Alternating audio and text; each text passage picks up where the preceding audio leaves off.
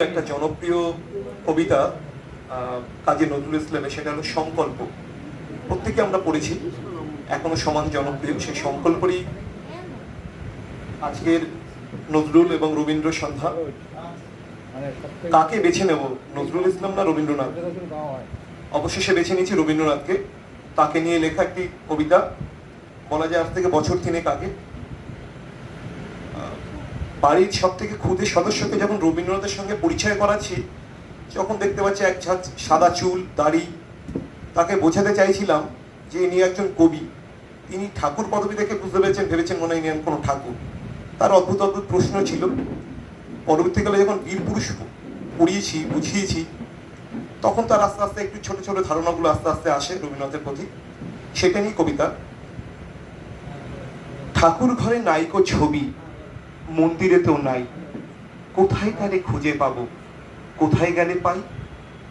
মাথায় তারে নাইকো মুকুট, নাইকো মণি মুক্তা, সিংহাসন তো খালি পড়ে, ছড়িয়ে খাতার পাতা।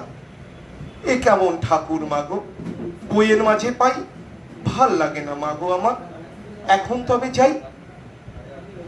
ছোট্ট ছেলের প্রশ্ন সুজে মুচকি হেসে মা, সবই আছে তার কাছে থেকে এই আদুল মাখাকা। যে ভাষাতে কওরে কথা, বাঁধন খুলে দাও, জানতে তারে আরো অনেক আপন করে নাও। চন্দ্র সূর্য গ্রহ তারা তেপান্তরের মা, আদর করে শিখিয়ে দেবে ভালোবাসার পাঠ। মিথ্যে শুধুই বলোই তুমি, কিছুই তেমন নয়। আমার কথা কোথায় লেখা ভাবছি আমি যেমন। মাঝে বলে খুলেই দেখো বইয়ের পাতা, তোমার কথাই লেখা। টকবগিয়ে চড়ছে ঘোড়া আমার বীর পুরুষের খোকা। বলো কি মা গো, তাই নাকি গো, এমন হয় সত্যি? ঠাকুর ঠাকুর রবি ঠাকুর আসুক দানবদস্যি। রবি ঠাকুর দিব্যি তোমায় কান মলেছি এবার, আর কখনো হবে না গো, জানি তুমি সব্বার।